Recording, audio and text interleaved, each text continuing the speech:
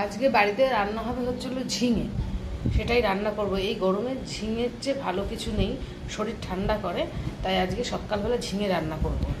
আর এই যে রান্নাঘরে বসে রয়েছে, এই দেখো এখানে আমার ঝিঙে কাটা হয়ে গেছে। এটাকে রান্না করব একদম নর্মাল, খালি চিংড়ি মাছ দিয়ে। কড়াইয়ে তেল দিয়ে দিয়েছি, আর এখন দেবো হচ্ছে হলো অল্প করে সাদা জিরে, একটা শুকনো লঙ্কা,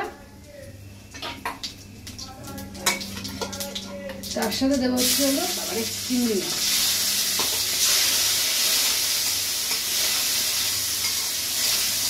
চিংড়ি মাছটাকে হালকা করে একটুখানি নাড়িয়ে নেব, নিয়ে তারপরে এই ঝিঙেটা দিয়ে দেবো।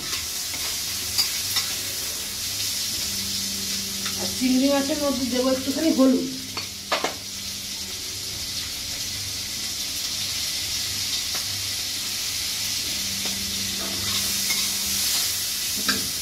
চিংড়ি মাছ হালকা ভাজা হয়ে গেছে, আর এবার দিয়ে দেবো ঝিঙে।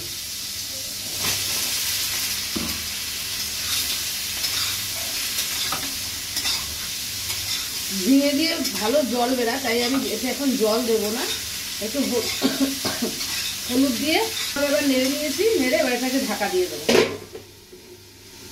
আস্তে আস্তে এবার হবে, তারপরে যদি জল লাগে জল দেবো।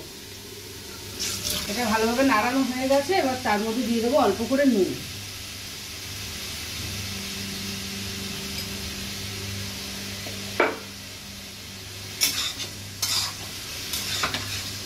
একটু নাড়িয়ে আবার ঢাকা দিয়ে দেবো।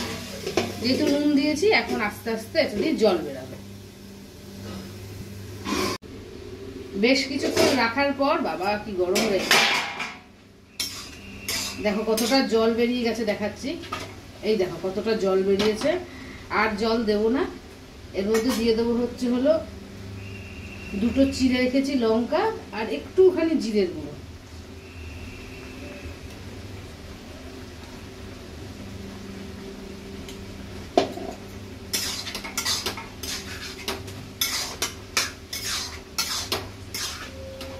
এবার নাড়িয়ে ঢাকা দিয়ে দেবো। যেটুকু জল আছে তাতেই এটা হয়ে যাবে, আমাকে আর বাইরে থেকে জল দিতে হবে না।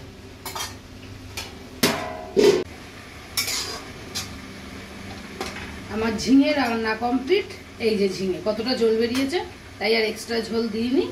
এবার এটাকে নামিয়ে ফেলবো। এর মধ্যে অনেকে একটু মিষ্টি দেয়, খেতে ভালো লাগে, কিন্তু আমি মিষ্টিটা দেব না।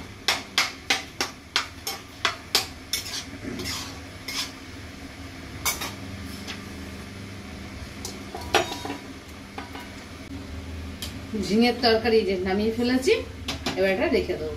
আমি এভাবেই ঝিঙের তরকারি রান্না করি, তাই জন্য তোমাদের সাথে শেয়ার করলাম।